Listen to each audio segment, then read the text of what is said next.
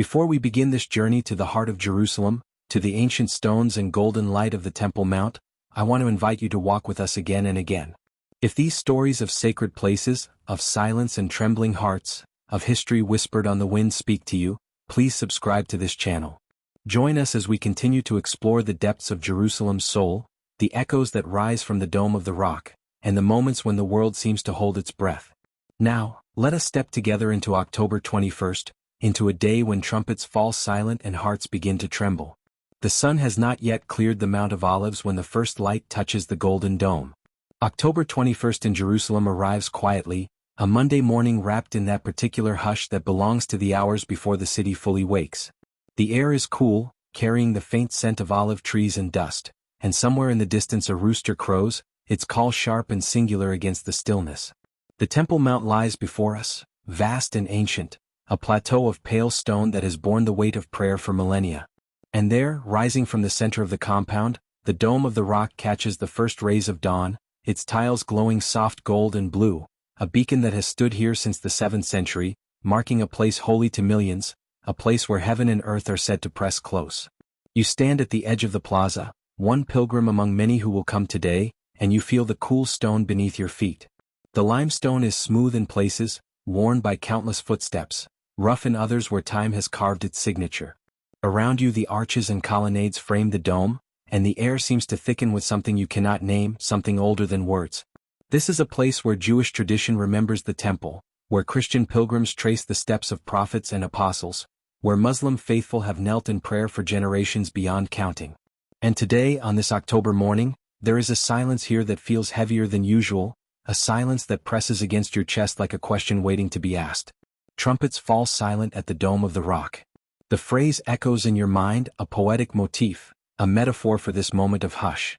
Not a literal trumpet, not an announcement of war or celebration, but the quieting of all the noise that usually fills the spaces between heartbeats. The shofar, the ram's horn that sounds in Jewish tradition, the trumpet that heralds angels in Christian scripture, the call that rings through Islamic memory, all of them in this moment seem to pause. And in that pause, hearts tremble. A figure approaches across the plaza, an older man with a weathered face and careful steps. He is a caretaker here, someone who tends the grounds, sweeps the stones, watches the light change on the dome from dawn to dusk. He nods to you, a small acknowledgement of shared presence, and his eyes are kind but distant, focused on something beyond the immediate. He has seen thousands of pilgrims, heard prayers in dozens of languages, witnessed joy and grief and everything between. Today he moves more slowly, as if the silence itself has weight, as if he is carrying something delicate and must not let it fall. You walk together for a few paces, no words exchanged, and the silence between you is comfortable, companionable. He pauses near a low wall, places his hand on the stone, and for a moment his lips move in what might be prayer or might simply be memory. Then he looks at you and says in accented but clear English, "Quiet today. Very quiet." You nod, unsure how to respond, and he smiles faintly. Sometimes the quiet is louder than any sound. Sometimes we hear better when there is nothing to hear. He moves on, his sandals whispering against the stone, and you are left standing in the growing light, pondering his words. The sun climbs higher and the plaza begins to fill. Families arrive, small groups of tourists, scholars with notebooks, individuals who come alone, seeking something they may not be able to name. The dome of the rock presides over it all, its octagonal base rising strong and sure, its golden crown catching the light and throwing it back toward the sky. You notice the intricate tile work, blue and green and white, patterns that repeat and transform, geometric wonders that speak a language older than alphabets. There is no representation of living things here, only shape and color and the interplay of light and shadow, and somehow that abstraction makes the beauty more profound, more universal. A young woman stands near the center of the plaza, a student perhaps, with a small leather-bound book in her hands. She reads quietly, her lips forming silent words, and her face is serene, concentrated. You wonder what text she holds, what tradition she draws from, but it does not matter. What matters is the look on her face, the way her shoulders have relaxed, the way she seems to have found a pocket of peace in the midst of the world's noise. She looks up, meets your gaze for a moment and smiles, a shy, tentative smile that says, "I see you, I recognize you as someone also searching." Then she returns to her reading and you move on, giving her space. Midday brings heat, the October sun fierce and unrelenting despite the season. The stones of the Temple Mount grow warm underfoot, almost hot, and the light becomes harsh, bleaching the colors from the world. Shadows shrink to nothing, and the dome seems to float, suspended in brightness, a jewel set in a crown of white stone. The crowds thicken, voices rise, the hush of the morning giving way to the business of the day. Vendors call from the edges of the compound, selling water and sweets. Guides lead groups with upraised umbrellas and confident narratives. Children run and laugh, their joy uncomplicated and immediate. But still, beneath it all, there is that silence, that sense of trumpets falling quiet. You hear it in the pauses between conversations, in the moments when the wind dies and the air goes still, in the breath you take before speaking and the breath you hold after listening. It is as if the mount itself is waiting, watching, holding vigil for something just beyond the horizon of understanding. You find a shaded spot beneath one of the arches, a place where the air is cooler and the light softer, filtered through stone and history. From here you can see the full sweep of the plaza, the dome rising proud and serene, the people moving like water around a rock, flowing and eddying and moving on. You close your eyes and listen. The sounds of the city drift up from beyond the walls, car horns and distant sirens, the murmur of markets and the call to prayer from minarets, the bells of churches tolling the hours. But here in this spot, those sounds seem muted, distant, as if they belong to another world. A group of pilgrims enters the compound, moving with the careful reverence of those who know they tread on holy ground. They are a mixed group, men and women of various ages, their clothing simple and modest, their faces open and expectant. One of them, an older woman with silver hair and bright eyes, pauses near you, looking up at the dome with an expression of wonder. "I have dreamed of this place," she says, speaking to no one in particular or perhaps to everyone within earshot. "All my life I have dreamed of standing here." Her voice cracks slightly, emotion rising, and she presses a hand to her chest. "And now the trumpets are silent, and I can hear my own heart." Understand what she means, though you have never met her before, though you know nothing of her story or her journey. In this place, on this day, the external noise falls away, and what remains is the internal sound, the beating of blood, the rhythm of breath, the trembling of a heart confronted with something greater than itself. The trumpets fall silent so that the quieter music, the deeper song, can be heard. The afternoon wears on, and the light begins to soften, turning from harsh white to a gentler gold. The heat eases and a breeze stirs, carrying with it the scent of jasmine and stone dust and something indefinable, something that might be memory or might be hope. The crowds thin slightly, the pace slowing as the day leans toward evening. You walk the perimeter of the plaza, tracing the edges of this sacred space, and with each step you feel a connection to all who have walked here before, all who have come seeking, questioning, praying, hoping. Near the northern edge of the compound you encounter the caretaker again, the same man from the morning, now sitting on a low bench with a cup of tea in his hands. He gestures for you to join him and you sit, grateful for the rest and the company. He sips his tea slowly, savoring it, and then speaks. "This place," he says, "it holds too much. Too much history, too much pain, too much hope. Sometimes I think it will crack under the weight of it all." He pauses, staring at the dome. But it does not crack. It stands. And we stand with it.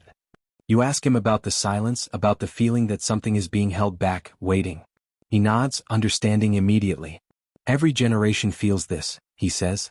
"This sense that we are on the edge of something, that change is coming, that the trumpets will sound or fall silent, that the world will shift. My grandfather felt it. My father felt it. I feel it. And you feel it now." He looks at you directly, his gaze steady and calm. But maybe the silence is not waiting for something to happen. Maybe the silence is the thing itself. Maybe the moment when the trumpets fall silent is the moment we are supposed to hear. He finishes his tea and stands, placing a hand briefly on your shoulder, a gesture of solidarity and kindness. Then he walks away, returning to his duties, and you are left with his words, turning them over in your mind like stones polished smooth by water. The sun begins its descent, and the light turns amber, then orange, then a deep, glowing red. The dome seems to catch fire, burning with a light that is both fierce and tender, and the shadows lengthen across the plaza, reaching toward the east. This is the golden hour, the time when photographers and poets dream, when the world seems to soften and blur at the edges, when the veil between the mundane and the sacred grows thin. You stand alone now, watching the light change, feeling the day shift toward night. Around you others do the same, standing in quiet contemplation, their faces turned toward the dome, their eyes reflecting the dying light. There is a shared understanding here, unspoken but palpable, that this moment is a gift, that the silence of the trumpets is not an absence but a presence, not an ending but a beginning. A voice rises from somewhere beyond the walls, the evening call to prayer, melodic and haunting, weaving through the air like smoke. It is answered by other voices near and far, creating a tapestry of sound that envelopes the mount.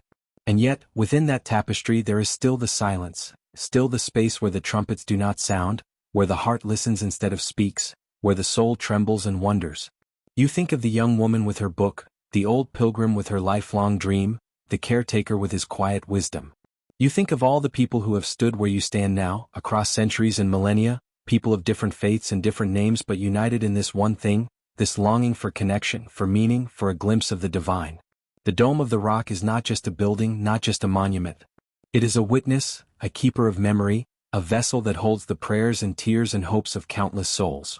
The sky deepens to purple, and the first stars appear, faint at first, then brighter as the light fades. The dome loses its fire, becoming a silhouette against the darkening sky, and the plaza empties slowly, people drifting away toward homes and hotels, carrying with them the day's impressions, the day's silence. You remain a little longer, reluctant to leave, wanting to hold on to this moment, this feeling of standing on the edge of something vast and unknowable.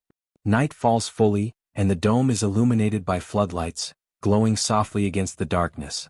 The effect is different from daylight, less dramatic but somehow more intimate, as if the mount is sharing a secret with those who remain. The air grows cool and you pull your jacket closer but you do not leave. You are waiting for something though you do not know what. And then it comes, not as a sound but as a feeling, a shift in the air, a tightening in the chest. The trumpets fall silent, and in that silence you hear everything.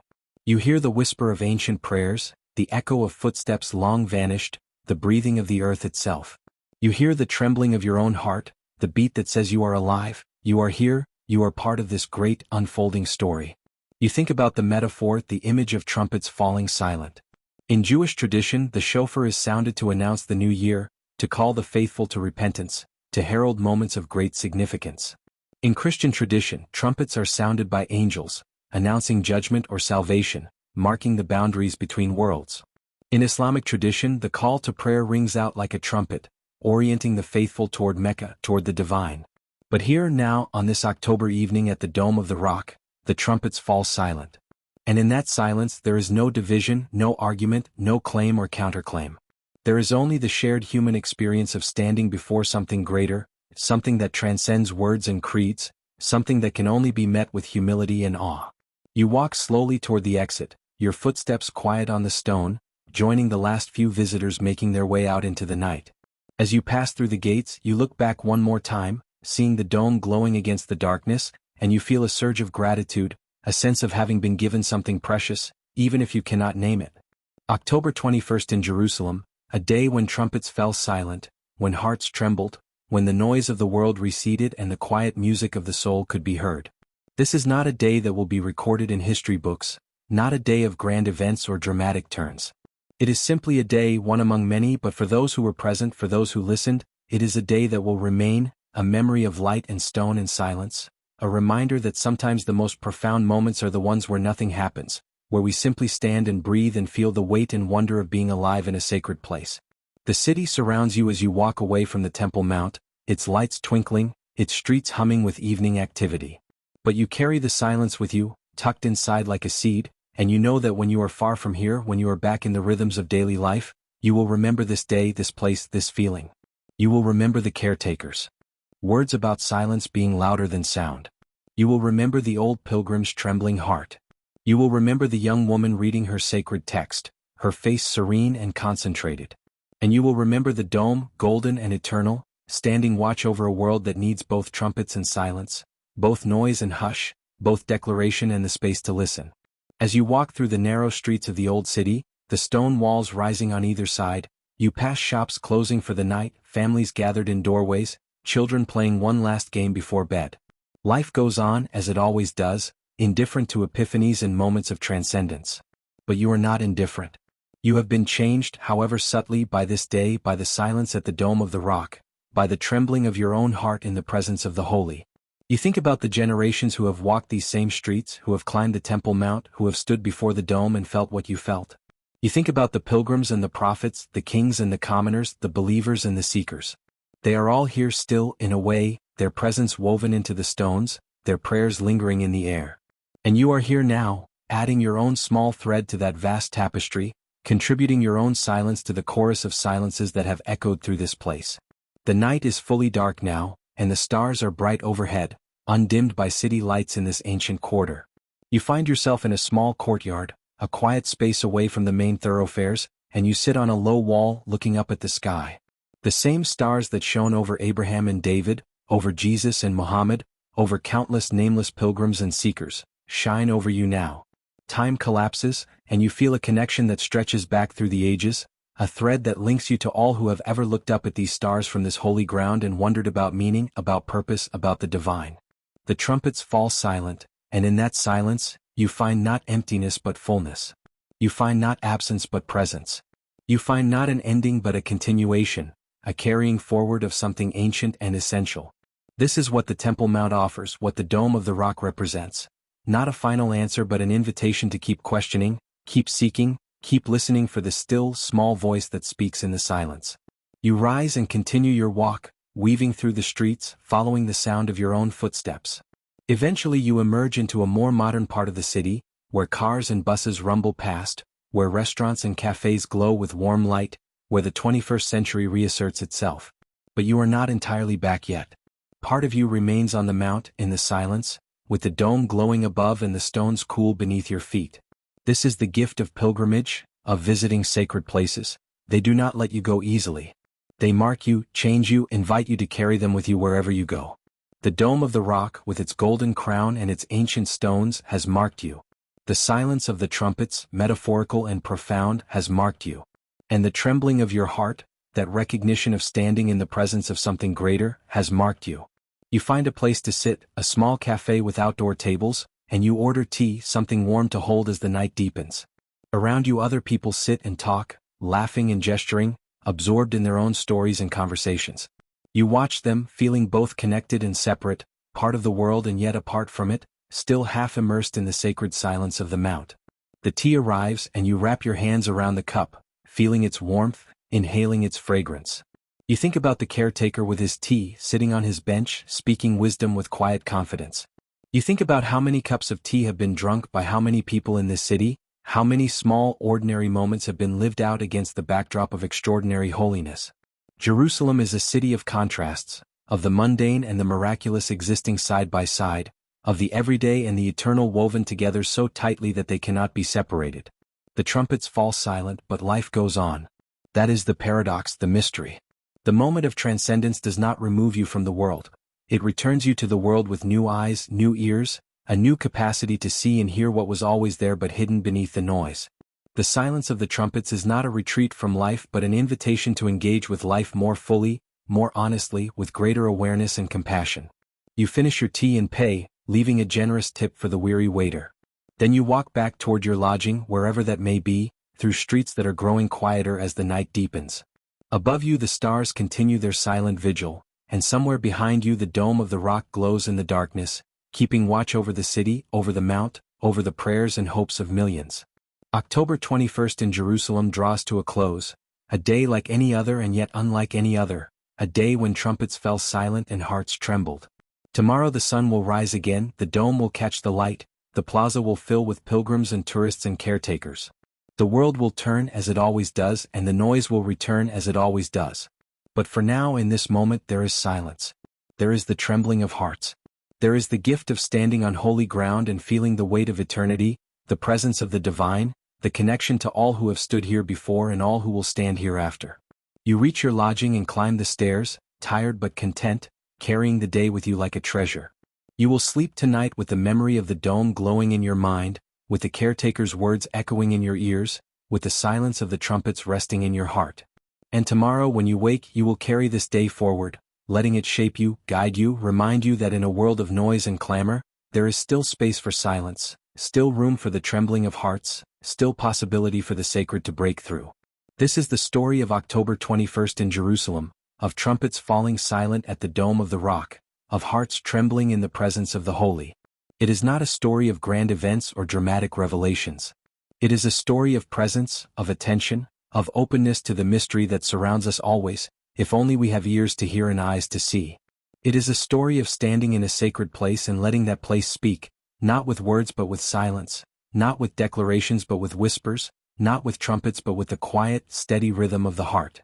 And so the day ends and the night deepens and the dome of the rock stands eternal, a witness to our seeking, a keeper of our silence, a reminder that we are never alone, that we are always surrounded by the presence of something greater, something that calls us to humility, to wonder, to the trembling of hearts before the mystery of the divine. Before you go, before you move on to the next story or the next distraction, I want to invite you once more to join us on this journey. If this day in Jerusalem has moved you, if the silence of the trumpets has spoken to your heart, if you want to continue exploring these sacred spaces and the stories they hold, please subscribe to this channel. Walk with us through the streets of the old city, stand with us beneath the dome, listen with us to the silence that speaks louder than words. Your presence matters. Your seeking matters. And together we can continue to discover the moments when the world holds its breath and the heart learns to hear. Subscribe and let us journey on.